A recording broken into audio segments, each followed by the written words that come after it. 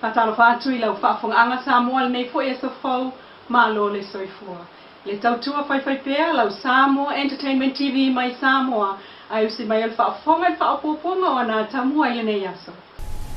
Tala toi tuli leo le pepesi ai le tenki fiva I Samoa au ta pena lana talinga maloya au ke topa. Leisi lea mafua anga o le au mai peo whautuanga whaawa wal mtanga ruenga o le soifua maloloina. Ina ia whaatama ia no fuanga I tuufua ai namu ai o le lipoti lea mai le whale mai lata mai nei I le aso lua evo iulai I le aso whao au kusa lua o lua wha na toi wha mawina ai foi isi tangata e to o wha ua wha maonia mai su enga whai le mawai o siama o le denki fiva ua o tua I le whatela wiva su whatangata wa fia I siama o le denki talu mai novema o le lua o lua tolu peitai e lea I lava se isi ua maliu wai o le tātou atunu.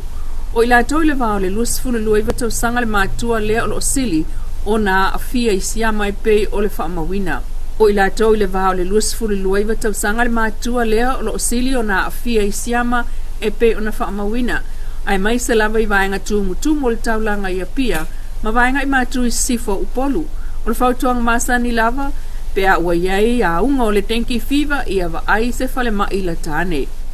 E se fulu lima tama ita ilale lei o le asa ili I ai se tau sala Samoa o le lua o lua whalua o lua lima o le tau fingolo o tau avea nei le fio ngā moe moana swanky peitai o le tau asfulu lima e au fia yala I malo Joanne Sulusi Vasa Anastasia Pangosta Mayai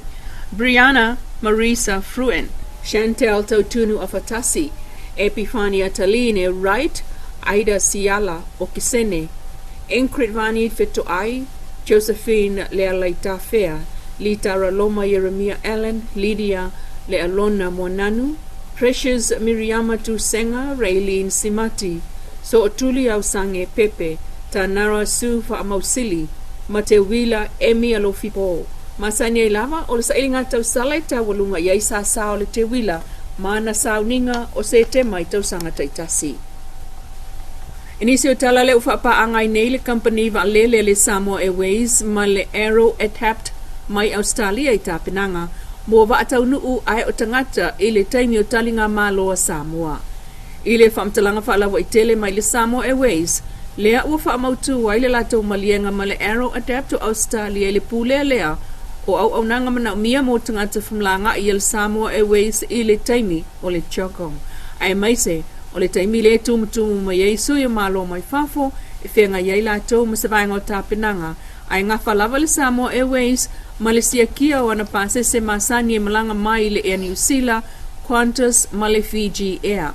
sauno ai le li pule le fionga whaua o taua fatu Tanielu o le whapaanga lea o le ase iti ai le tūlanga o onanga I le taimi o le Chokong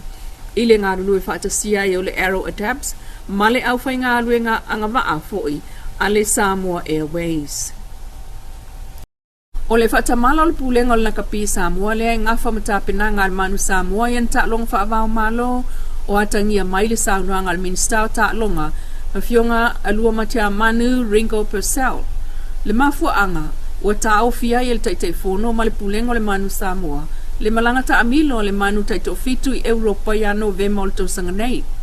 Sa o whaasalalawinga le kulanga whainkaa o le whawhengai e marelakapi o ngā o kaofi le malo so sangi sa masangi o ngā mai ngai le ke kongu ia I le kamakai pale mia o ngā whinangaro wale sa whaat wa kele le kupe sau le kapi ia ala na te si la fia o ka longa le kapi e le kongu fia al ka finga langa o se lengi le la o que le fa le como ia fa fenga e ma pela se como finga ia nga e o fa ma venga le kapena na ni causa le la o ko fongo le yungi le kapi e si dia no fai se su nga ku pekele molong se lo causa nga kongo mo mai sele e ko fa abo wai le la ko malanga le vola bo mo soka ya ku ile au lo kapia la le pulenga. Ole akam whaia kako. Ele ngata ina lape le pulenga o laka pi Samoa e aisi ile malo mo se tupe malanga ta amilo ai Europa. Ai wafai na i fo imfufua ngā lualu maua tamata alo. Il whamtalanga whaala wa i tele mai le malo. Ua tali manino le minista o ta ngā luenga o ta longa malanga ua mo le soifua fio tangata ia laumatia manu. Whaatatau ile whaasalaunga ale te ifono la kapi Samoa tu le epasa ile malia le ngau ile le ayo se tupe avatu ile malo mo le wha moe. Na ia sauna o le mea moni lava ia ua masani lava le malanga ta amilo. Ale manu Samoa sfulima ile atu Europa i wha ingol tau sanga ta itasi. Olona winga ile o se wha moe wha atu punei. Po ona nafi po tau sanga ua mawai le ai o le polkalame o ia malanga ta amilo. Mo au wha avao malo umalaulangi pe tu so sfulua masina ua ta oto maile ka lena o ta alonga mo ia malanga ta amilo ta itasi pe tai. Ele avatua lava se talo sanga ale la kapi Samoa wha apitoa mo le malanga ta amilo le al manu sfulima. Sa avatu le lato tal sanga ya apelila. Ai sa tal sanga e avatu atoa le tasi tesi ma le 5 miliona tala awal fa nga solonga fufu nga fa moemoenga ale la kapi Samoa pe tai. E au mai ufa ai ui ultau sanga fa altupe lu olu tolu lu olu fa mai o lo o tau fa so se leni o lo o totoe mai lea paketi i fufuanga o lo o mo mio na ave i aile fa mua malo ile na taimi. E au mai la la tau tal sanga o lo ta atia fu il tal sanga le au ta alo Samoa mo ta longa le Pasifika le fo isa ave i aile isi afa miliona e malanga tuai le au ta alo Samoa i ta longa. O le Pasifika lea mai le Italiaina la lato tal sanga ona ile na taimi ele o te mau mai al tau sanga fa altupe lu olu tolu lu olu fa ya yuni lu olu fa o popo ia i malfufuanga al malo ile nfsosani mo le au masi e Samoa i ta longa fa avao malo le olimpeka i falani mai le Italiaina la lato tal sanga sa tu ina mai to tonu le tau sanga fa altupe mai le lu olu tolu lu olu fa le o mai a tu pe tai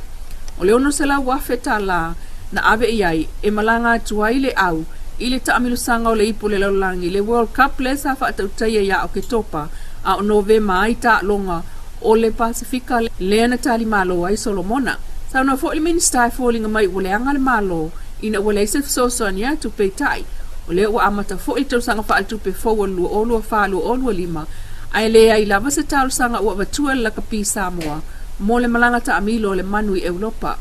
pe tai o le tali fo i lea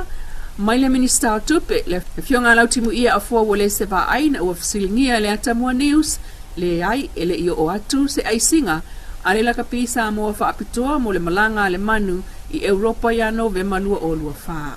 Maftai lau whaafonga le tautua whaiwhai pēa le Samoa Entertainment TV mai Samoa ili nei fo i tula mana Atamua. Maftai fo i le Wendy's design o lo i funga lei mo le ofu matangofie ai whaasoi fo ia.